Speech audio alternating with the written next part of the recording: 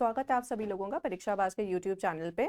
तो जैसे कि आप लोगों ने देखा था यूनियन बजट की हम लोगों ने बात की थी, आज हम उसी तरीके से स्टेट बजट की बात करते हैं। जैसे कि आप लोगों ने रिकॉर्डेड वीडियोस में इकोनॉमिक्स का देखा होगा कि यूनियन बजट अलग आता है एंड स्टेट बजट अलग आता है। स्टेट का बजट हर एक राज्य का अपना अपना बजट होता है, क्योंकि हम लोग ने क्या भारत को इतना डिवाइड किया हुआ है राज्यों में। तो क्यों डिवाइड किया हुआ, ताकि हर एक जगह का अपने आप डेवलपमेंट हो सके, उतने उतने हिस्से का डेवलपमेंट हो सके। नहीं तो अगर एक ही को यूनियन सरकार को ही पूरा देश देखना पड़ता तो बहुत डिफिकल्ट हो जाता है ये। तो इसीलिए अलग अलग राज्यों का अलग अलग बजट होता है, क्योंकि हर राज्य की अपनी अपनी ज़रूरतें होती हैं, सबकी ज़रूरतें एक जैसी नहीं हो सकती, इसलिए हर राज्य का अलग अलग बजट आता है। तो आज हम उत्तर प्रदेश के बजट की बात करेंगे। जैसे कि एग्जाम्स भी नज़दीक है और हम लोग सारे लोग पीसीएस वगैरह की भी तैयारी करते हैं, तो हम लोग उत्तर प्रदेश के बजट की बात करेंगे।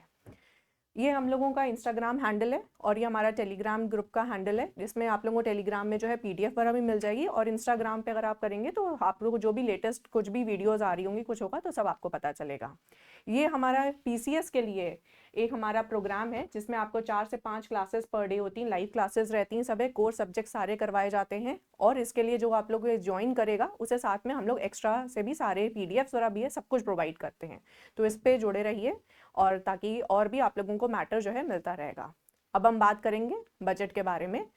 अब इसके बारे में हम सबसे पहले देखें तो बजट का साइज जो है पहले जितना भी हम लोगों को मिलता था उससे 6.7% इंक्रीज कर दिया गया पिछले साल से। अब हमें 7.36 लाख करोड़ का करीब बजट का है, जिसमें हमारा एक्सपेंडिचर देखे कहाँ कहाँ हम लोगों का खर्च हुआ है। तो रेवेन्यू एक्सपेंडिचर की बात करें 5.33 लाख करोड़ रेवेन्यू एक्सपेंडिचर जो हम लोगों के एक्सपेंडिचर होता है। जैसे अगर आप मेरे बजट की क्लासेस अगर आपने देखी हो तो रेवेन्यू एक्सपेंडिचर वैसे बजट में देखा जाता है कि कहाँ कहाँ खर्चा किया गया रेवेन्यू वाली रिसोर्सेज में, जहाँ पे जैसे लोगों की सैलरीज पेंशन ये सारी चीज़ें आती हैं, जहाँ पे अगर हम लोगों ने कहीं से कोई कर्जा लिया हुआ होता है स्टेट ने, तो वो सब देने के लिए तो उन सब चीज़ों पर वो रेवेन्यू एक्सपेंडिचर होता है। कैपिटल एक्सपेंडिचर जो कि 2.04 लाख करोड़ है, वो क्या होता है कैपिटल एक्सपेंडिचर, जहाँ पे हम कोई एसेट बनाते, कोई बिल्डिंग बना रहे हो, कोई हम लोग एयरपोर्ट्स बना रहे हो, इन सब चीज़ों को कोई एक एसेट बन रहा हो हमारा, तो उसे हम कैपिटल एक्सपेंडिचर कहते हैं। कैपिटल आउटलेट टोटल जो है वो 1.55 लाख करोड़ है। अब हम लोग यही बात करते हैं रिसिप्ट्स के बारे में, कहाँ से हमें प्राप्ति होती है। तो टोटल रिसिप्ट जो मिलती है हमें टोटल है 7.21 करोड़, जिसमें से रेवेन्यू से जो रिसिप्ट्स आती हैं वो है 6.07 करोड़। जैसे भारत सरकार का अगर हम बात करें तो उनका रेवेन्यू रिसिप्ट्स भी जो होती हैं वो टैक्सेस के थ्रू सबसे ज़्यादा मिलती हैं। इसी तरीके से जो स्टेट का भी होता है वो भी टैक्सेस से होता है। जैसे कि आप देख सकते हैं कि एक्साइज ड्यूटी वगैरह से आपको मिलेगा, स्टैम्प ड्यूटी रजिस्ट्रेशन वगैरह से मिल सकता है, स्टेट जीएसटी जो लगाते हैं, जैसे आप कई बार बिल्स देखते होंगे स्टेट का और सेंट्रल का सीजीएसटी करके आता है, एक आता है जैसे सीजीएसटी और दूसरा लगता है एसजीएसटी। एसजीएसटी मतलब होता है स्टेट का, तो उस राज्य को वो जीएसटी मिल रहा होता है। यहाँ से हम लोगों के सारे रेवेन्यू रिसिप्ट जो है वो है लैंड रेवेन्यू वगैरह से आपको मिलता है, जो भी आप स्टैम्प ड्यूटी रजिस्ट्रेशन ड्यूटी और जितना आप लोग टैक्सेस वगैरह देते हो, प्रॉपर्टी टैक्स वगैरह, वो सारी चीजें इसमें होती हैं। कैपिटल रिसिप्ट जब कोई भी, जैसे हम लोग बात करेंगे कोई भी अपना एसेट जो है वो हम अपना बेचते हैं, या अपना स्टेक जो होता है स्टेट का किसी चीज़ में, मान लीजिए किसी एक इंडस्ट्री में अगर हमारा स्टेक है तो उसको हम हटाते हैं, तो उसमें जो हमारे पैसे बनते हैं वो आता है कैपिटल रिसिप्ट में, जो कि 1.14 लाख करोड़। और टोटल जैसे स्टेट का ओन टैक्स रेवेन्यू जो मिलेगा वो 2.7 लाख करोड़ है, तो टोटल रिसिप्ट 7.21 लाख करोड़ है। यही हिंदी में भी वही स्लाइड्स है। अब फंड्स का कैसे कैसे फ्लो होता है, कहाँ से आपको पैसा मिलता है, कहाँ कहाँ से आता है हमारा रुपी। सबसे ज्यादा 37.1%, जो कि ये टैक्स का ओन टैक्स, स्टेट का ओन टैक्स रेवेन्यू, जो मैंने आपको बताया स्टेट जीएसटी वगैरह से हो गया, स्टैम्प एंड रजिस्ट्रेशन ड्यूटी वगैरह हो गया, आपका प्रॉपर्टी टैक्स वगैरह हो गया, एक्साइज ड्यूटी वगैरह हो गया, इन सब जगहों से जो आता है वो सबसे ज्यादा 37.1%। उसके बाद हम माने 30% जो है वो हमारा है सेंट्रल टैक्स ट्रांसफर। अब जैसे यूनियन को भी पूरा टैक्स देते हैं हम लोग डायरेक्टली, हम लोग डायरेक्ट टैक्स और इनडायरेक्ट टैक्सेस से जो यूनियन को टैक्सेस मिलते हैं उसमें से कुछ खर्चा कुछ पैसा हर राज्य को भी मिलता है। तो 30% जो हम लोगों का पैसा जो आता है वो आता है हमारे जो है यूनियन से आता है, सरकार से आता है, भारत सरकार जो हमें कर से जो हमें पैसा देती है, हिस्सा देती है, उससे आता है। फिर उसके बाद जैसे हम बात करें हमें अलग अलग आता है, जैसे 15.3% है वो हमारा पब्लिक डेब्ट रिसिप्ट से आता है। हर चीज़ का अलग अलग है। Non tax revenue, recovery of loan, अगर हमने किसी को लोन वगैरह दिया हुआ तो उससे पैसा आता है। तो अलग अलग हिस्सों में आप देख रहे हैं अलग अलग है, लेकिन सबसे ज़्यादा हमें किससे मिलता है, स्टेट के ओन टैक्स रेवेन्यू से, और दूसरे नंबर पे हमें मिलता है सेंट्रल टैक्स रेवेन्यू से। अब हम बात करें हमारा पैसा जाता कहाँ कहाँ है, तो अगर हम बात देखें तो सबसे ज्यादा पैसा 21% वो किस पे जा रहा है, कैपिटल एक्सपेंडिचर पे है, जो कि एक बहुत अच्छी बात है। कैपिटल एक्सपेंडिचर वगैरह पे अगर हम लोग करेंगे तो वो बहुत ही अच्छी चीज़ मानी जाती है, क्योंकि हम लोग कैपिटल में अगर करें तो इसका मतलब कहीं ना कहीं हम लोगों का जो है अच्छा उन्नति कर रहे हैं, क्योंकि बिल्डिंग्स वगैरह बन रही हैं, कहीं ना कहीं हम लोग कोई ना कोई एसेट बना रहे हैं, उस पर हम लोग खर्चा कर रहे हैं। उसके बाद अगर हम बात करें जो अगर सबसे ज़्यादा जाएगा 12.8%, जो कि सैलरी ऑफ गवर्नमेंट एम्प्लॉयज़, भाई सरकारी नौकर हैं सब लोग हैं तो उनको भी पैसा जाता है, सारी चीज़ें जितने भी मिनिस्टर्स हैं उन सब लोगों को सबको पैसा जाता है, तो सैलरीज में सबसे ज़्यादा फिर पैसा जाता है। उसी तरीके से अगर आप देखें कि 12.7% वगैरह जाएगा, जो कि आपका जैसे पेंशन वगैरह पे, तो सब में सैलरी एडेड इंस्टीट्यूशंस वगैरह में, डिसइंबर्समेंट ऑफ लोन वगैरह पे, ग्रांट में, डेप्थ रीपेमेंट में, अगर कोई हम लोगों ने लोन लिया रखा है तो उसका पेमेंट करने में, और कोई लोन वगैरह सब चल रहे हैं तो उसमें खर्चा करना, कोई सब्सिडी वगैरह देते हैं, हमें सरकार सब्सिडी भी देती है ना चीज़ों पे, क्योंकि हर चीज़ इतनी सब महंगी है, जैसे एलपीजी वगैरह में सब्सिडी, और भी जैसे राज्य सरकारें अपने हिसाब से जो सब्सिडीज लगाती हैं उन सब में जो पैसा सब मिलता है जाता है, तो वो इन सब जगहों का पूरा लिखा है कि कहाँ पे कितना परसेंटेज पैसा जाता है। अब कुछ हाइलाइट्स देखते हैं बजट की। इंक्रीज इन कैपिटल आउटले तो 6.19%, रेवेन्यू सरप्लस जो है 2.97%, फिस्कल डेफिसिट जो कि है 3.46%। जैसे में FRBM वाला जो आपको बना था, अभी ये रिकॉर्डेड वीडियोस में भी आपको पूरा आएगा, FRBM जो है बनाया गया था फाइनेंशियल रिस्पॉन्सिबिलिटी के लिए, कि मतलब जितना भी फिस्कल डेफिसिट है, फिस्कल डेफिसिट क्या है, जो हमारा एक्सपेंडिचर हो रहा है वो हमारे रेवेन्यू से ज़्यादा है। अगर हम खर्चा ज़्यादा करेंगे, जितना हमें व्यय मिल रहा है उससे, मतलब जितना हमें पैसा मिल रहा है उससे ज़्यादा अगर हम खर्चा कर देंगे तो हम क्या, डेफिसिट तो होगा, तो हम कर्जे में आ जाएंगे। तो FRBM कहता है कि मैक्सिमम जो है 4% तक अगर आप रहिए तो वो अच्छा है, उसके ऊपर जाएंगे तो वो खतरे की एक घंटी है। तो यहाँ पे है 3.46, जो कि एक बहुत अच्छा है। और लिमिट जैसे हर स्टेट के लिए अलग लिमिट डिसाइड की हुई, जैसे उत्तर प्रदेश के लिए 3.5% है, और पूरे भारत सरकार के हिसाब से वैसे बताया जाता है कि 4% से ज़्यादा जो है नहीं जाना चाहिए। डेप्थ वगैरह देखा जाए तो 32.7% पे। अब कुछ बातें करते हैं कौन कौन सी स्कीम्स आई हैं। जैसे आपने देखा था भारत सरकार ने भी बहुत सारी स्कीम्स वगैरह की थी, तो अब देखते हैं हमारे लिए राज्य सरकार ने, हमारे राज्य ने हमारे लिए क्या क्या किया। अब youth employment generation and women, जैसे मैंने आपको बताया था कि भारत सरकार की भी जितनी स्कीम्स आई थी वो भी आई थी महिलाओं के लिए, यूथ के लिए, आजकल के जो हमारे युवा हैं उनके लिए, और किसानों और गरीबों के लिए आई थी। उसी तरीके से राज्य सरकार ने भी, क्योंकि यहाँ पे योगी जी हैं, वहाँ पे मोदी जी हैं, तो यहाँ पे योगी जी हैं, तो योगी जी ने भी उन्हीं के चिन्हों पे चलते हुए उसी तरीके से यहाँ से भी स्कीम्स निकाली हैं। तो मुख्यमंत्री युवा उद्यमी विकास अभियान, इसमें जितने भी युवा हैं उन लोगों को जो है स्किल डेवलपमेंट ये सब चीज़ें की जाएंगी, ताकि जो है वो लोगों को अच्छी ट्रेनिंग वगैरह सब चीज़ें दी जाएंगी, ताकि वो अच्छा एक जो है स्किल मिले तो उनको नौकरियां मिले। रोजगार प्रोत्साहन कोष for the capacity building and training of the youth for the domestic and overseas employment, तो इसमें भी लोगों को जो है जो ट्रेनिंग वगैरह दी जाएगी। अगर हमें सरकार जो है ट्रेनिंग दे रही है, सब चीज़ें कर रही है हमारे लिए, तो उससे क्या होगा, हम लोगों का बेनिफिट होगा, हमें उससे अच्छे रोजगार मिल सकेंगे। अगर हमारे पास अच्छी पढ़ाई होगी तो हमें अच्छी नौकरियां मिलेंगी। Establishment of national institute of fashion technology, fashion technology जो है अगर आप देखते ही होंगे कि बहुत सारे कितने ही फैशन इन्फ्लुएंसर्स हैं, कितने हमारे यहाँ बड़े जैसे मनीष मल्होत्रा वगैरह, ये सारे लोग डिज़ाइनर्स हैं। तो अगर ये डिज़ाइनर्स हैं तो कहीं ना कहीं इन्होंने भी जैसे निफ्ट वगैरह का कोर्स किया होता है, सब चीज़ें रहती हैं, तो यहाँ पे फैशन टेक्नोलॉजी का इंस्टीट्यूट है वो भी आएगा। Installation of 2 mega government ITIs and upgradation of 69 ITIs, तो भाई ये तो बहुत अच्छी बात है। अगर आप देख ही रहे हैं आजकल का जो क्या है, डिजिटलाइजेशन है, सारी चीज़ें जितना भी है सब IT सेक्टर पे आजकल बहुत चल रहा है, AI वगैरह भी आ चुका है। तो अगर ये ITIs आ रहे हैं तो हमें इनसे अच्छे कोर्सेज देखने को मिलेंगे, जितने ITIs होंगे उतनी ज़्यादा नंबर ऑफ सीट्स होंगी, लोगों को, बच्चों को आराम से एडमिशन मिल सकेगा, एडमिशन मिल जाएगा तो लोग अच्छे से पढ़ सकेंगे। जितने लोग अगर स्किल डेवलपमेंट हो जाएगा उतनी आसानी से आपको नौकरियां मिल सकती हैं यहाँ भी और बाहर के देशों में भी। Sports science and injury centre भी बनेगा, ये भी अच्छी बात है बहुत। मुख्यमंत्री कन्या सुगम मेला योजना फ्रॉम 15,000 से 25,000 रुपए तक, तो इसमें क्या था, इसमें कन्याओं के लिए जो था, जो है उनको जो, जैसे अगर मान लीजिए आपके घर में 2 लड़कियां हैं, जिन लोगों की आय जो है, फैमिली इनकम जो है पूरी जो है वो 3 लाख से कम होगी, उनके घर में अगर 2 लड़कियों तक ले तो उनको जो है पैसा दिया जाएगा, जो कि कुछ श्रेणियों में 6 श्रेणियों में दिया जाता है, उसमें से 15,000 को उसको बढ़ा के जो है 25,000 रुपये तक कर दिया है।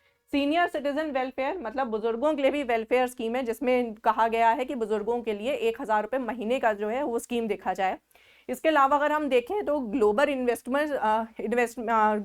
ग्लोबल इन्वेस्टर समिट हुआ था, तो उस समिट में अगर आप देखें तो उसमें बहुत ज़्यादा अच्छा हमें जो है आया था कि हमें अच्छा खासा पैसा मिलेगा, जिसमें कहा गया था करीब 40 लाख करोड़ रुपए से ज़्यादा का हमारे पास आया था कि हमें इसमें इन्वेस्टमेंट मिल सकता है। लोगों ने इच्छा जगाई थी कि वो हमारे यहाँ उत्तर प्रदेश में इन्वेस्टमेंट करेंगे, जिसकी वजह से करीब 1.10 करोड़ लोगों को एम्प्लॉयमेंट मिला है। तो अगर इस तरीके से अगर हमारे यहाँ पे इन्वेस्टर समिट्स होते रहेंगे, सब चीज़ें रहेंगी, तो ये भी हमारे लिए बहुत अच्छा है, क्योंकि हमारी सरकार हमारे लिए इतनी सारी चीज़ें कर रही है। अगर आप देखें तो करीब 96 MSME भी खुले हुए हैं। MSME का क्या मतलब है, micro small and medium enterprises जो हैं वो खुले हुए हैं। तो 96 MSME मतलब कितने लोगों को इन्होंने रोजगार दिया है उसके थ्रू। तो ये सब चीज़ें बात है। और बाकी देखें तो ईज ऑफ डूइंग बिजनेस एक रिपोर्ट आती है, जिसमें क्या कहा जाता है कि मतलब कहाँ पे सबसे अच्छा है कि जहाँ पे आराम से आप जो है अपना कारोबार कर सकते हैं। तो ईज ऑफ डूइंग बिजनेस में जो है पहले हम 14th नंबर पे थे, 14वें स्थान पे थे, अब हम इसमें आ गए हैं दूसरे नंबर पे, सेकंड पोजीशन पे आ गए हैं। तो ये बहुत अच्छा नंबर है कि हम देश में अपने दूसरे नंबर पे आ गए, क्योंकि यहाँ पे लोग चाहते हैं कि वो आए और काम कर, यहाँ पे जो है अपना काम करे, यहाँ पे अपनी इंडस्ट्री सेटअप करे, बिजनेस करे। यहाँ पे अगर वो लोग आएंगे, यहाँ पे जैसे आप देख रहे हैं लखनऊ में लुलु मॉल वगैरह खुला है, तो लुलु मॉल वगैरह भी लोग, लुलु ने यहाँ पे आके सबसे पहले सबसे बड़ा मॉल बनाया। तो बहुत अच्छी चीज़ है, बाहर के सारी इंडस्ट्रीज आना चाहती हैं हमारे यहाँ राज्य में, और उनको यहाँ पे आसानी से चीज़ें मिल रही हैं, और सरकार भी अपनी पॉलिसीज उस हिसाब से बना रही है। इसीलिए हम 14 से दूसरे नंबर पे आ गए हैं। ये सब आप हिंदी में देख सकते हैं। अब इंफ्रास्ट्रक्चर डेवलपमेंट की बात करें, अब इंफ्रास्ट्रक्चर अच्छा होगा तभी लोग बिजनेस करने के लिए और भी आएंगे, और इंफ्रास्ट्रक्चर अच्छा होगा तो टूरिज्म वाला भी बहुत अच्छा होगा। अब इसमें बात करें बुंदेलखंड इंडस्ट्रियल डेवलपमेंट अथॉरिटी। अब भाई बुंदेलखंड वाले एरिया को भी, जो कहा जाता था थोड़ा पिछड़ा हुआ जगह है, उसको भी डेवलप किया जा रहा है। तो यह हमारे राज्य के लिए बहुत अच्छी बात है। अब बुंदेलखंड को जो डेवलप किया जा रहा है वो कहा जा रहा है नोएडा जैसे बना था उसी के बेसिस पे ही इसको बनाया जाएगा, उसको पूरा सेक्टर उसी तरीके से डेवलप किया जाएगा ताकि वहाँ पे काफ़ी लोग बिजनेस करें आके। इसका जो मेन एपिसेंटर जो माना जाएगा वो होगा झांसी। झांसी से शुरुआत होगी। इसमें करीब 5,000 करोड़ रुपए का तक का बजट किया गया था कि इतना इन्वेस्टमेंट करें, इतना लगाएंगे, वहाँ पे इंफ्रास्ट्रक्चर पूरा डेवलप करेंगे, उस एरिया को पूरा डेवलप करने की बात कर रहे हैं, जो कि 47 ईयर से किसी ने नहीं किया, वो कर रही है हमारी योगी सरकार। तो बहुत अच्छी बात है कि अब बुंदेलखंड वाला एरिया जो पहले से कहा जाता था पिछड़ा हुआ है, वो भी अब डेवलप होगा। FDI policy 2023 for the Fortune 500 companies, मतलब हमारी 500 कंपनीज जो है करीब, वो यहाँ पे आने को तैयार हैं। सेमीकंडक्टर पॉलिसी 2023, आपने देखा होगा भारत सरकार का जब आया था बजट, यूनियन बजट, उसमें क्या था, सेमीकंडक्टर के लिए भी कहा जा रहा था, जो कि जापान वगैरह में बनता है और मोबाइल्स वगैरह में सब यूज होता है, वो अब इंडिया में बनने लगा गया। उसमें से यूपी सरकार भी अपनाव कर रही है कि वो यहाँ पे यूपी में उनका प्लांट लगे कहीं, तो यूपी में बने। तो ये भी बहुत अच्छी चीज़ है कि हम बाहर के देशों की चीज़ें जो हैं वो भी आने के लिए फ्लो है। FDI वगैरह का भी पॉलिसीज वगैरह इन्होंने चेंजेस करेंगे ताकि लोग जो हैं बाहर के भी, फॉरेन कंट्रीज के लोग भी आके इसमें इन्वेस्टमेंट करें। 60 kilometre new link expressway to connect Agra Lucknow express and Purvanchal expressway. Purvanchal और आगरा एक्सप्रेसवे को भी कनेक्ट करा जाएगा। Budget provision for urban storm water drainage programme, मतलब इस तरीके से हम लोग अपना वाटर ड्रेनेज सिस्टम रखेंगे ताकि अगर कभी जैसे बारिश का पानी वाला भी होता है ना, जिसको कहा जाता है कि बारिश का पानी को भी बचाया जाए, वो सारी चीज़ें, तो उन सब पानी को भी बचाया जाए, और जैसे बहुत ज़्यादा बारिशों में ऐसा कुछ बाढ़ वाली स्थिति ना आए, और सारे ड्रेनेज सिस्टम वगैरह सब सही रहे। अब अगर हम इंफ्रास्ट्रक्चर की बात ही कर रहे हैं तो बताते हैं आपको कि जैसे इन लोगों ने सोचा लखनऊ में भी जो है एरो सिटी की तरह, जैसे दिल्ली का एरो सिटी है उस तरीके से लखनऊ का भी जो हमारा जो एयरपोर्ट का एरिया उसको भी उसी एरो सिटी के बेसिस पे डेवलप करेंगे, जिसमें कहा जा रहा है कि 7 स्टार्स होटल भी आएंगे और भी सारी चीज़ें जो जैसे दिल्ली में भी हैं उस तरीके से जो है उसको भी डेवलप किया जाएगा। बेरोजगारी दर भी आप देखिए हमारे यहाँ पे योगी सरकार की जब इतना ही चीज़ें इन्होंने की हैं तो बेरोजगारी दर भी जो है वो करीब 2.4% पे आ गई है, जो कि बहुत अच्छा है। और जिस हिसाब से योगी सरकार ने बोला है कितना डेवलपमेंट करेंगे, बुंदेलखंड का एरिया भी पूरा ऐसे डेवलप कर रहे हैं, इंडस्ट्रियल एरिया उसको बनाने के उसमें है, तो बेरोजगारी दर और धीरे धीरे कम होगी। आपने देखा था भारत सरकार का भी यही आंकड़े थे, बेरोजगारी दर उन्होंने मल्टी डायमेंशनल पॉवर्टी जो है वो कम करी, यहाँ पे भी बेरोजगारी दर अब 2.4% पे आ गई है और करीब 6 करोड़ लोगों को बोला जा रहा है कि गरीबी रेखा से वो हट चुके हैं। तो हमारे राज्य के करीब 6 करोड़ लोग जो हैं गरीबी रेखा से हट चुके हैं। अब आगे बात करते हैं, और ये भी चीज़ें हैं कि जैसे अभी आपने देखा इंडस्ट्रियलाइजेशन वगैरह ये सब चीज़ें, तो इसमें साथ में फार्मा कंपनीज जो हैं वो भी आने को तैयार हैं। जैसे आपने बात की थी मैंने कि भारत सरकार की जो भी स्कीम्स आई थी उसमें भी था कि फार्मा में जो है बायोटेक्नोलॉजी का यूज़ किया जाएगा, उसी तरीके से यहाँ पे भी राज्य सरकार में भी फार्मा कंपनीज को और प्रोत्साहन दिया जाएगा और यहाँ पे ताकि फार्मा कंपनीज भी आए। और साथ में जैसे आपने देखा होगा अभी अगर आप लोग न्यूज़ फॉलो करते होंगे, हैदराबाद में एक विंग्स का पूरा एक वहाँ पे चला था कि एक विंग्स इंडिया अवार्ड चले थे 2023 में, नहीं 2024 में चले थे विंग्स इंडिया अवार्ड हैदराबाद में, जिसमें एविएशन के ऊपर, एविएशन मतलब हवाई जहाज जैसे जो ये सब है, एविएशन के ऊपर जो है वहाँ पे अवार्ड्स मिले थे, जिसमें हमारे उत्तर प्रदेश को भी अवार्ड मिला था, यूपी को स्टेट चैंपियन अवार्ड मिला था उसमें भी। तो ये सारी चीज़ें हैं कुछ जो आपको थोड़ा सा ध्यान रखनी चाहिए। आगे थोड़ा सा और बात करते हैं। अब क्या और स्कीम्स है, रिसर्च एंड इनोवेशन में बात करें। अब जैसे मोदी जी भी रिसर्च एंड इनोवेशन में बहुत ज़्यादा बिलीव करते हैं, टेक्नोलॉजी और सब चीज़ों में, और कोई भी नई चीज़ आएगी तो उसे अपनाने के लिए उसमें रहते हैं, उसी चीज़ पे योगी जी भी हैं। तो योगी जी का क्या है, use of AI artificial intelligence जो आजकल बहुत सुनने में आ रहा है उसका यूज़ करेंगे। ML and the state of the art technology in government departments. अब भाई गवर्नमेंट डिपार्टमेंट्स में भी ये सब चीज़ें शुरू होंगी, AI टेक्नोलॉजी का आप देखेंगे गवर्नमेंट डिपार्टमेंट में भी बहुत सारी चीज़ें डिजिटलाइज होने लग गई हैं और धीरे धीरे और डिजिटलाइजेशन होने लगेगा। हर चीज़ अब गवर्नमेंट डिपार्टमेंट में सब कुछ ऑनलाइन होने लगा धीरे धीरे। अब धीरे धीरे जो आप कहते थे ना गवर्नमेंट डिपार्टमेंट में कि फाइलें चलती हैं, अब फाइलें नहीं, वो भी ऑनलाइन किया जा रहा है। Establishment of AI centre of excellence, तो भाई एक सेंटर कोई ना कोई हब तो बनाना ही पड़ेगा जहाँ से ही सारी चीज़ें रेगुलेट होंगी। जैसे एक NIC बना हुआ है उसी तरीके से अब कुछ AI का भी कोई ना कोई सेंटर बनेगा। Strengthening of statistical systems and setting up online data storage cloud storage facilities for $1 trillion goal. $1 trillion goal किसका है? ये हमारे मोदी जी का गोल है। उस गोल को पूरा करने में हमारा राज्य सरकार क्या कर रहा है कि हम लोग जो है पूरा सिस्टम जो है उस तरह से क्लाउड स्टोरेज जो कि भाई AI टेक्नोलॉजी, डिजिटलाइजेशन, कंप्यूटराइजेशन, इन सब चीज़ों का पूरा यूज़ करके उसका स्टोरेज करके फैसिलिटीज़ वगैरह करेंगे ताकि जो 1 ट्रिलियन गोल जो है उसको भी हम इन सब चीज़ों से धीरे धीरे अचीव करें। क्योंकि जितना हम ऑनलाइन ये सारी चीज़ें करने लग जाएंगे वर्क एफिशिएंसी और ज़्यादा बढ़ जाएगी और तेज़ी से काम होगा। फटाफट किया, वहाँ गया, फाइलों का मूवमेंट एक अधिकारी से दूसरी अधिकारी से ना होके वो तुरंत कंप्यूटर से पहुंचता जाएगा, जल्दी साइन होके आएंगी चीज़ें और जल्दी काम भी होगा इन सब चीज़ों से। Establishment of school medical research technology, भैया स्कूल और मेडिकल रिसर्च वगैरह ये सारी चीज़ें भी बढ़ाई जा रही हैं और इनमें कहा भी जाता है कि और भी ज़्यादा चीज़ें अगर हम देखे जाएँ तो बहुत सारे जो है मेडिकल सेंटर्स भी बढ़ने लगे हैं, मेडिकल कॉलेजेस भी बढ़ रहे हैं और साथ में MBBS की जैसे सीट्स हैं वो भी बढ़ेंगी।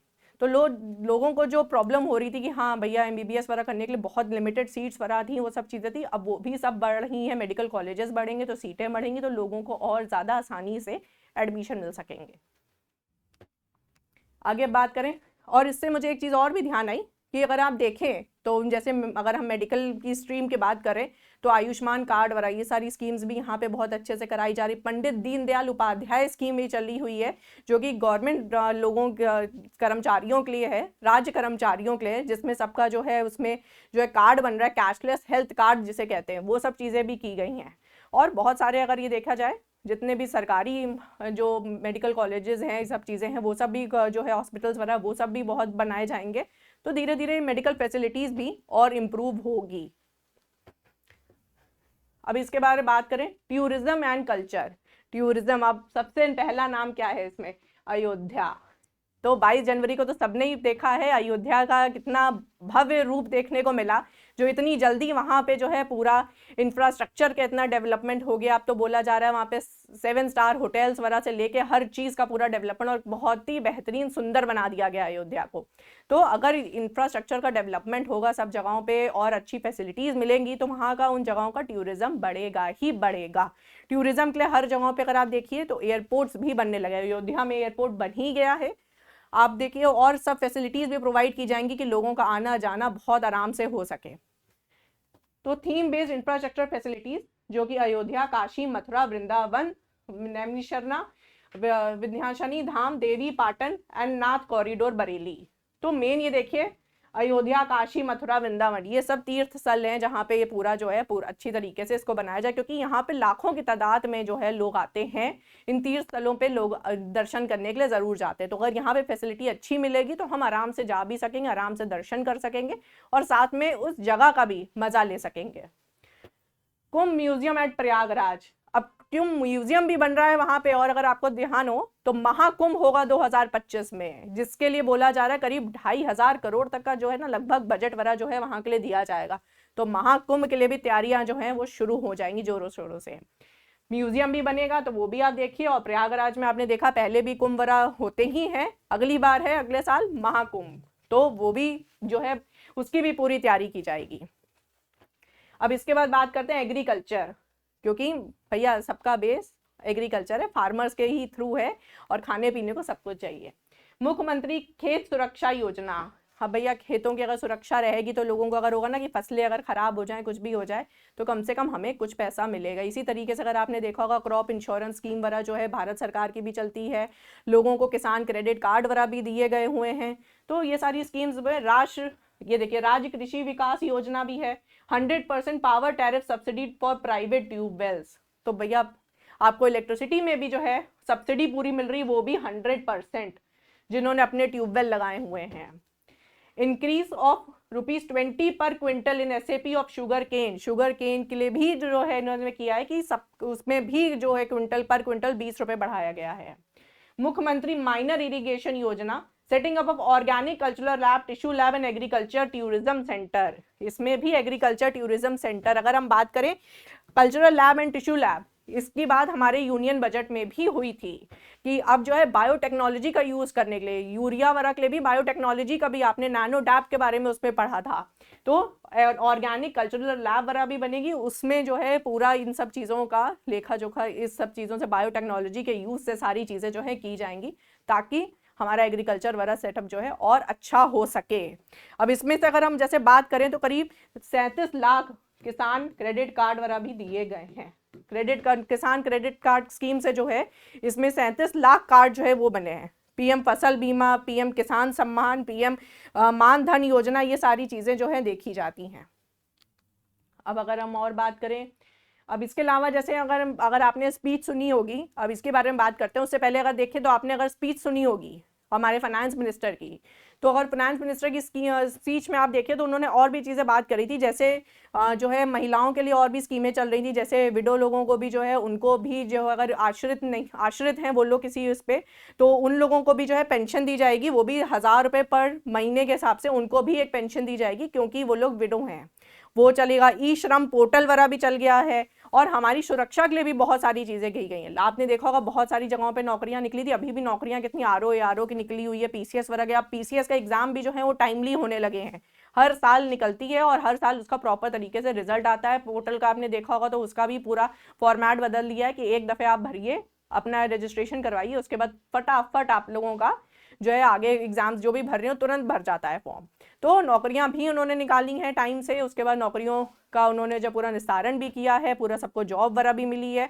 पुलिस वालों में भी आप देखिए तो लड़कियों की सुरक्षा के लिए और बुजुर्गों की सुरक्षा के लिए देखा जाए तो कई जगहों पे पूरा जो है CCTV कैमरे वगैरह लगाए गए हैं, रोड्स वगैरह पे जो प्राइमरी रोड्स वगैरह मेजर रोड्स हैं वहाँ पे CCTV कैमरे, जैसे लखनऊ में देखिए तो 10-90 वाला चल रहा है, और इसी तरीके से एंटी रोमियो स्क्वाड वगैरह ये सब चीज़ें भी रही हैं। पुलिस कर्मियों का भी ज़्यादा है, फीमेल बूथ वगैरह भी बनाई। इस बार तो इलेक्शन में भी था कि फीमेल बूथ वगैरह बनाए गए थे, फीमेल्स को अलग से पूरे फीमेल्स जो थी एक जगह पे, पूरा कई जगहों पे बूथ्स पे जहाँ पे सिर्फ फीमेल्स ही फीमेल्स थी।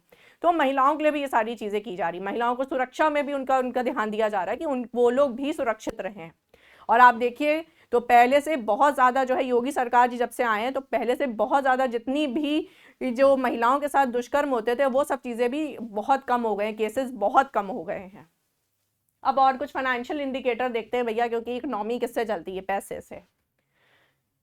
इकोनॉमिक ग्रोथ भी हुई है, पैंडेमिक कोरोना होने के बाद भी, कोविड के बाद भी जो है हमारी इकोनॉमिक ग्रोथ हुई है। अरे वाह, ये तो देखिए बहुत ही बढ़िया। 2016-17 में हम कहाँ थे, और देखिए यहाँ पे 2023-24 हो गया, इसमें 23.61 और आगे का तो लगभग 25%। तो ये बहुत अच्छी इकोनॉमिक ग्रोथ है। आगे हम बात करें कि कहाँ कहाँ से हमें टैक्सेस वगैरह मिलते हैं, तो क्या है, स्टेट का रेवेन्यू रिसिप्ट कहाँ से है? 2018-19 में हमारा था 3,29,978 रुपये, और कहाँ 2024-25 का अनुमान मिला तो 606,802 करोड़ रुपीज आ गया है। तो धीरे धीरे ये सब चीज़ें जो हैं ये सब भी बढ़ी रही हैं, और आने वाले टाइम में हमें और देखने को मिलेगा, क्योंकि अब लोग भी जागरूक हो गए हैं और लोग अपने टैक्सेस वगैरह जो है टाइम से देना चाहते हैं। अगर जैसे कहते नहीं थे कि जैसे इसमें स्टेट का रेवेन्यू रिसिप्ट कहाँ से आता है, मैंने सबसे ज़्यादा स्टेट का जीएसटी वगैरह से। लोग पहले बिल नहीं दिए टाइम से, उन्होंने अपना जीएसटी नहीं भरा। अब सारी चीज़ें एक तो ऑनलाइन हो गई हैं, लोगों को भी दिक्कतें ना हो भरने में, और साथ में लोग भी अब कहने लगे भैया मुझे पक्का बिल दो, तो पक्का बिल देंगे तो जीएसटी पे करेंगे। स्टेट ओन टैक्स रेवेन्यू, और ये पूरा देखिए, आप देखिए 2018-19 में कहाँ था और अब देखिए कितना बढ़ गया है। नो, इसमें भी आपको पूरी रेगुलर जो है ग्रोथ देखने को मिल रही है। तो बहुत अच्छी बात है कि हमें हमारा रेवेन्यू जो खुद का स्टेट का है वो भी अच्छा खासा बढ़ रहा है। स्टेट का टोटल एक्सपेंडिचर, और एक्सपेंडिचर भी बढ़ ही रहा है, खर्चे तो कम होंगे नहीं, खर्चे भी बढ़ ही रहे हैं। स्टेट का कैपिटल आउटले वो भी बढ़ रहा है, तो भैया खर्चे भी बढ़ रहे हैं। और जिस हिसाब से आप देख रहे हैं हमारे देश में डेवलपमेंट हो रहा है, अगर आप देखिए तो पहले लखनऊ में सिर्फ मेट्रो थी, अब देखिए मेट्रो जो है इन्होंने कानपुर, आगरा, इन सब जगहों पे भी कितने अच्छे एक्सप्रेसवेज बना डाले हैं इन लोगों ने। अयोध्या का तो बिल्कुल रंग रूप ही बदल दिया है, और आपने देखा ही होगा कि कितना अच्छा भव्य समारोह वगैरह भी सब किया गया था, सब चीज़ें थी, तो बहुत अच्छा। और एयरपोर्ट्स वगैरह भी, कानपुर में एयरपोर्ट बन गया आपका, अयोध्या में एयरपोर्ट बन गया, और सब चालू हो गए हैं। तो बहुत अच्छा डेवलपमेंट किया है। तो अगर ये सब चीज़ें अगर देखने को मिल रही हैं तो भाई उसके लिए पैसा खर्च होगा, तो कैपिटल एक्सपेंडिचर बढ़ेगा, कोई ना कोई एसेट हमारी ऐसे बन रही है। अब देखें कहाँ कहाँ कौन कौन से डिपार्टमेंट में कितना पैसा दिया जा रहा है। प्राइमरी एजुकेशन, उसमें करोड़ों में है सारे फिगर्स, 76,035। एनर्जी पे 57,071। अब एनर्जी की अगर बात हुई है तो जैसे सोलर एनर्जी के लिए बोला ही है हमारे प्रधानमंत्री जी ने, तो मोदी जी ने भी बोला है, तो योगी जी भी करेंगे कोई ना कोई सोलर पैनल्स के लिए। ये भी कुछ ना कुछ जो वहाँ पे स्कीम आएगी उस हिसाब से यहाँ पे भी राज्य सरकार में हमें कुछ ना कुछ देखने को जरूर मिलेगा। पुलिस डिपार्टमेंट के लिए भी 39,516 करोड़ रुपीस जो है दिए गए, ये भी बहुत अच्छा फिगर है। पब्लिक वर्क डिपार्टमेंट के लिए 34,858 करोड़, चलिए अच्छा है सब भी। मेडिकल के लिए, मेडिकल और फैमिली हेल्थ वेलफेयर के लिए भी बहुत अच्छा है, क्योंकि आप देखिए ना जैसे मेडिकल हेल्थ में भी कितनी, मैंने आपको बताया ही कि पंडित दीनदयाल योजना, इन सब जगहों में कैशलेस हेल्थ कार्ड वगैरह बने। इसके अलावा जो है गरीबों को भी जो है कितना देखा, और कितनी जगहों पे डायलिसिस जो है इन लोगों ने फ्री कर दी, डायलिसिस वाला भी कितनी जगहों पे सिस्टम है। तो मेडिकल में भाई पैसा तो खर्चा होगा ही, सरकारी में जाइए आपको कितने कम में इलाज हो जाता है, और इलाज की फैसिलिटीज धीरे धीरे वहाँ बढ़ ही रही हैं, कम नहीं हो रही है, मशीनरी भी अच्छे से अच्छी आ रही है। अर्बन डेवलपमेंट के लिए भी 25,698 करोड़ रुपीस दिए जा रहे हैं। भैया रूरल डेवलपमेंट में भी अच्छा खासा, उतना ही जितना अर्बन के लिए है उतना ही लगभग रूरल डेवलपमेंट के लिए भी है। नमामि गंगे और रूरल वाटर सप्लाई के लिए भी है, मतलब पानी के लिए भी पूरा हिसाब किताब देखा जा रहा है, उसके लिए भी अच्छा खासा एलोकेशन है। पंचायती राज के लिए भी, हैवी एंड मीडियम इंडस्ट्रीज के लिए भी, इंडस्ट्रीज में तो वैसे भी अच्छा खासा जोर दिया ही गया है, तो इसलिए इनके लिए अच्छा जो है बजट दिया ही जाएगा। बुंदेलखंड एरिया को जैसे जो है पूरा इंडस्ट्रियलाइज करना है, तो भैया पैसा तो लगेगा ना, यही सब है। और बाकी देखते हैं कुछ स्कीम्स में कैसा, सर्व शिक्षा अभियान में इतना करोड़ रुपए दिया गया है पेंशन के लिए इतना। अब जितने पेंशनर्स हैं, पुरानी जो स्कीम चल रही थी कि राज्य सरकारों में या जितने भी भारत सरकार के जैसे लोग थे उनके भी पहले चल रही थी, अब तो पेंशन सिस्टम खत्म कर दिया, एनपीएस सिस्टम आ गया, तो पुरानी जो पेंशनें चल रही हैं उसके लिए अच्छा खासा है। जल जीवन मिशन के लिए है, मनरेगा के लिए है। अब ये जो है पीछे वाली स्लाइड से आ गया है, तो नेशनल रूरल लाइवलीहुड मिशन और ग्राम सड़क योजना के लिए है। ये लाइवलीहुड मिशन के लिए और ये ग्राम सड़क योजना के लिए। आवास योजना के लिए पीएम आवास योजना, जो कि रूरल एरिया में और अर्बन एरिया में इतना पैसा है। पीएम आवास योजना के लिए जिसमें सबको जो है घर दिए जाएंगे। इस बार आपने बात करी होगी, आपने देखा होगा जो यूनियन बजट में मिडिल क्लास के लिए भी ये लोग स्कीम लेके आएंगे ताकि हम लोगों को भी घर बनाने का मौका मिल सके। स्वच्छ भारत मिशन के लिए भी है, स्वच्छ भारत मिशन रूरल और अर्बन दोनों के लिए अलग से दिया गया है। इंटीग्रेटेड चाइल्ड डेवलपमेंट स्कीम भी है, अमृत 2.0 के लिए भी है। हर चीज़ में अलग अलग पैसा दिया है। इतना डिटेल में याद रखने की ज़रूरत नहीं है, इतना नहीं पूछा जाता। मेन जो चीज़ें होती हैं बस वो कहाँ पे कितना पैसा थोड़ा बहुत है, और कुछ कुछ मेजर स्कीम्स जो आती है ना, बस वो मेन तो अभी जैसे बुंदेलखंड वाला एरिया वाला है, ये सब चीज़ें इंडस्ट्रियलाइज होने का, ये सब चीज़ें काफ़ी भी अच्छे ज़ोरों में पूछा जाएगा आपसे। अब बात करें तो हम लोगों का जो बजट है एक ग्रीन बजट। इस बार आपने देखा होगा कि यूपी के भी जैसे जो फाइनेंस मिनिस्टर सुरेश खन्ना जी, वो भी जो है वो जो है कैश पेपरलेस जो है बजट उन्होंने भी पेश किया। तो जो चीज़ें मोदी जी की सरकार में, वही चीज़ आपको योगी जी की सरकार में देखने को मिलेंगी। तो हम लोगों का भी क्या टारगेट है भाई, जो टारगेट आपने देखा था नेट जीरो एमिशन 2070 का, वही चीज़ जो है योगी जी भी उसे फॉलो करेंगे ताकि जो है इन्वायरमेंट फ्रेंडली सारी चीज़ें आ सके और रिन्यूएबल एनर्जी वगैरह पे भी हम बात कर सके। जैसे सोलर एनर्जी वगैरह पे मोदी जी ने बिल्कुल हाथ जोड़ के वो हो गया कि भैया अभी सोलर पैनल तो लगने ही लगने हैं 1 करोड़ घरों में, तो ये हो ही जाएगा। तो इन सब चीज़ों पे अगर देखा जाए तो ग्रीन बजट आया है जिसमें जो है जो ग्रोथ का टारगेट बना है वो इन्वायरमेंट फ्रेंडली जो है वो किया जाएगा। अब बात ब्रेकिंग स्टेप जो देखें सबसे ज़्यादा क्या है पॉलिसीज़ और क्या क्या चीज़ें। सोलर एनर्जी पॉलिसी अभी मैंने आपसे बात करी। स्टेट बायो एनर्जी पॉलिसी, अब बायो एनर्जी का भी पूरा यूज़ किया जाएगा। Electric vehicle manufacturing and mobility, यही चीज़ आपने यूनियन बजट में भी देखी थी। इलेक्ट्रिक व्हीकल्स और हाइड्रोजन वगैरह इन सब चीज़ों का पूरा यूज़ किया जा रहा था। Biodiversity enhancing and Namami Gange initiative, ये पहले से चलती आ रही हैं स्कीमें, वही सब है। ग्रीन एनर्जी कॉरिडोर, तो ये सारी चीज़ें जो है हमें इस बार ये जो मेन पॉइंट्स है ये सब चीज़ें देखने को दिया है। ये सब जो है क्लाइमेट को देखने के नज़रिए से किया गया है। और नेट जीरो एमिशन जो हमारा टारगेट है 2070 का वो, और जिस हिसाब से अगर हम देखें राज्य सरकार में इतनी ज़्यादा अचीवमेंट्स हो रही, इतनी ज़्यादा हम लोगों क्या चीज़ें की जा रही हैं, तो धीरे धीरे जो हमारा ना मोदी जी का भी कि 2047 तक क्या हम लोगों को जो बन जाना है एक विकसित भारत बनना है। तो जब राज्य धीरे धीरे विकसित होंगे तो ही हमारा देश विकसित होगा। तो जिस हिसाब से जितना इन्होंने कहा है कि इंडस्ट्रियल डेवलपमेंट ये सारी चीज़ें होंगी, उसी से ही लोगों को एम्प्लॉयमेंट मिलेगा, लोगों के पास भी पैसा आएगा, सबको रोज़गार मिलेगा। रोज़गार वैसे भी रेट जो है आके 2.4% पे हो गया है। तो एक ओवरऑल देखा जाए तो हमारे कल्याण के लिए जो कहा जाता है इकोनॉमिक्स का क्या है, जब हमारे सोशलिज्म होता है तो क्या होता है, लोगों का कल्याण, तो हमारे कल्याण के लिए सोचा गया है इस पूरे इसमें।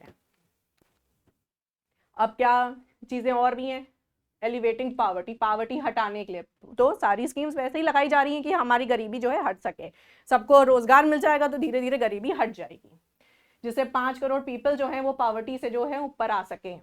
और फिर वुमेन, यूथ और फार्मर्स, इन तीनों चीज़ों को देखा गया है। हमारी सुरक्षा के लिए भी वुमेन की तो देखा गया है, हमारे रोजगार के लिए भी, हमारी शिक्षा के लिए भी, ये सारी चीज़ों को ध्यान में रखा गया है। ये योगी जी और मोदी जी ने दोनों ने ध्यान में रखा है।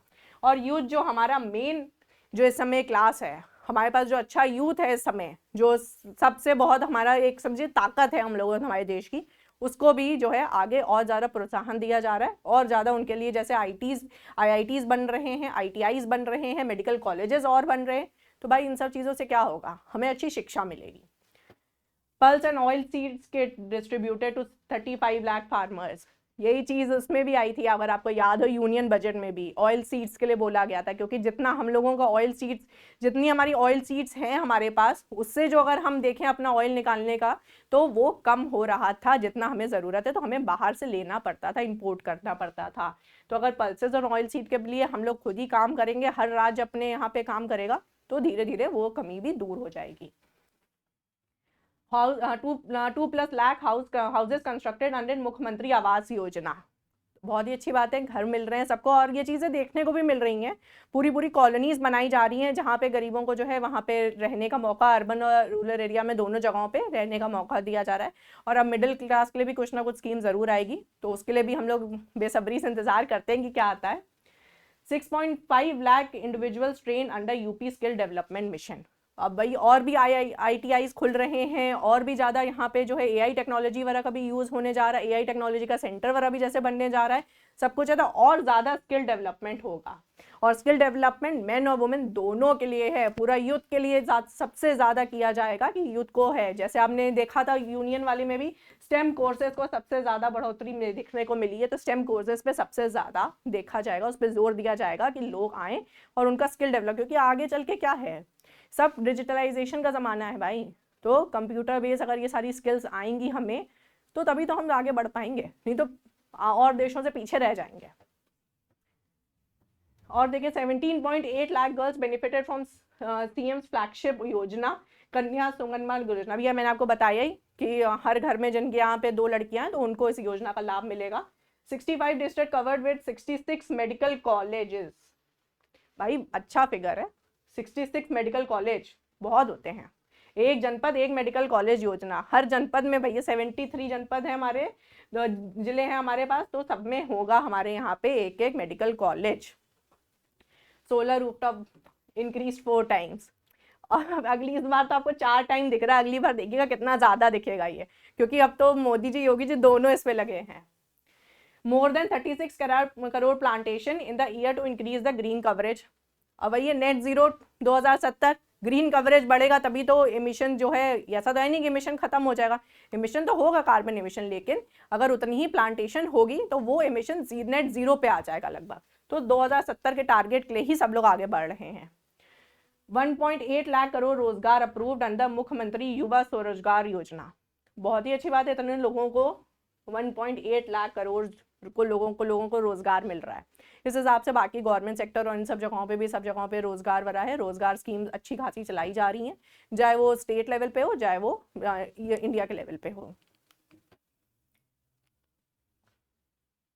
फर्स्ट टाइम इन इंडिया प्रधानमंत्री मुद्रा योजना, फर्स्ट टाइम इन इंडिया प्रधानमंत्री जन धन योजना, first in India PM Svanidhi योजना। इन सारी योजनाओं में उत्तर प्रदेश ने सबसे ज्यादा मैक्सिमम कवरेज किया है, पहले नंबर पे है, तो ये बहुत अच्छी चीज है।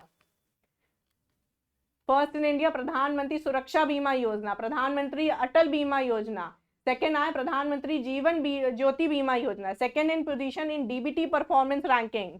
DBT direct money bank transfer, जो डायरेक्ट बैंक ट्रांसफर में जो पैसा आपको डायरेक्टली मिल जाता है, कोई भी बीच में आपको कोई मीडिएटर नहीं मिलेगा, उसमें जो है टारगेटेड एंड एफिशिएंट ट्रांसफर्स, तो सेकेंड नंबर पे हैं। तो हर जगह आप फर्स्ट सेकेंड नंबर पे आ रहे हैं। एविएशन वाले में भी बताइए, हम लोग जो है चैंपियन थे, और हम लोगों ने धीरे धीरे करके हमारी जैसे और भी सब चीज़ें देखिए, तो हमारी ईज ऑफ डूइंग बिजनेस में भी हम 2 नंबर पे आ गए हैं इंडिया में। बहुत अच्छी चीज़ है, हम लोग बहुत आगे बढ़ रहे हैं और बहुत तेजी से योगी जी के राज में आगे बढ़ रहे हैं। एशियाज लार्जेस्ट एयरपोर्ट है जेवर, जिसके लिए बजट है 1150 करोड़ का। Linking industrial north with expressway, Lucknow Agra and Purvanchal expressway, अभी आपको मैंने बताया था ही उसमें कि उसको भी लिंक किया जाएगा, उसके लिए 500 करोड़। रूरल हेल्थ मिशन के लिए 7,350 करोड़। 14 न्यू मेडिकल कॉलेजेस के लिए 964 करोड़। तो इन सब चीज़ों पे दिया जा रहा है पैसा। MSME वाले जितने लोग हैं उनके लिए अच्छा खासा पैसा वगैरह दिया जा रहा है। पहले क्या था, एक्सपोर्ट प्रिपेयर्डनेस इंडेक्स 11 से हम 7th पे आ गए हैं, मर्चेंडाइज एक्सपोर्ट 11 से हम 7 पे आ गए हैं, लीड्स इंडेक्स में 13 से हम 6 पे आ गए। तो ये सब चीज़ें देखा जाए तो बहुत अच्छी हैं हमारे लिए। आगे हम बात क्या करें, हाउसेज कंप्लीटेड अंडर प्रधानमंत्री आवास योजना में, भाई 2017 में 5.68 और अब देखिए 47.82 लाख, ये तो बहुत अच्छा है। Female participation in labour force में अब देखिए इंडिया का भी बढ़ा था और देखिए यूपी का भी 32.1%। तो ये तो बहुत अच्छी चीज़ है। जब वुमेन सिक्योर होंगी और साथ में हमारे यहाँ पे इतने जो है इंस्टीट्यूट खुलते चले जा रहे हैं, हमारी ट्रेनिंग करवाई जा रही है, हर चीज़ से हम लोगों को ITIs वगैरह और ये सारी चीज़ों में स्टेम कोर्सेज में लेके आया जा रहा है, तो धीरे धीरे इन सब चीज़ों में और जो है अगली साल डेटा देखिएगा आपको बहुत बड़ा हुआ मिलेगा। मेडिकल कॉलेज 17 से 73 बहुत होता है, हर डिस्ट्रिक्ट में आपको मिलेंगे। टूरिस्ट भी देखिए 23 से 32, अभी टूरिस्ट तो और बढ़ेगा, अयोध्या हो रहा है, और जितना इन्होंने बोला ना इंफ्रास्ट्रक्चर डेवलपमेंट, मथुरा वगैरह पे, इन सब जगहों पे अगले साल कुंभ का मेला वगैरह भी है, तो उन सब चीज़ों में और बढ़ेगा। वाटर सप्लाई कवरेज में भाई 2% से सीधा 72%, आप देखिए सबको मतलब जो है वाटर सप्लाई आराम से मिल रही है। Physical outcome, length of expressway 491 से 1314, अब क्या ही कहें। एयरपोर्ट भी 4 से 19, आप फिगर देखिए मतलब कहाँ से कहाँ हम लोग आ चुके हैं। 2017 से 2022 तक का फिगर है ये। 2017 में देखिए कैपेसिटी पावर जो सप्लाई थी वो इतनी, अब वो भी बढ़ गई है, चलिए तो कुछ नहीं। Length of metro rail system भाई 9.3 से जो है 108.4, और वो भी 5 सिटीज में। और कितना डेवलपमेंट चाहिए, तो जितना पैसा हम लोग सरकार को दे रहे हैं, हमारी राज्य सरकार तो बहुत अच्छे से और अच्छी जगहों पे पूरा खर्च करी, तो योगी जी ने काम तो काफ़ी अच्छे किए हैं। ये सब बात हो गई पूरे बजट की। और हमारे जैसे मॉक टेस्ट वगैरह भी इस समय चल रहा है 5 तारीख से लेकर 7 तारीख के बीच में, ARO एग्जाम के लिए, तो उससे भी जुड़े रहिए। हिंदी का भी है और साथ में पूरा GS का भी आपको किया जाएगा, तो एक किस्म से पूरा एग्जाम का पूरा मोड आपको देखने को मिलेगा हमारे इस चैनल पे। तो हमसे जुड़े रहिए, हमको हमारे लिंक को शेयर करिए और हमारे चैनल को सब्सक्राइब करिए। और ये रहा यूपी बजट, और धीरे धीरे करके जितनी भी इसमें और चीज़ें देखने को मिलेंगी, हम और धीरे धीरे करके इसको आपको डिटेल में बताते चले जाएंगे, जो भी हमें नया नया इसमें पता चलेगा।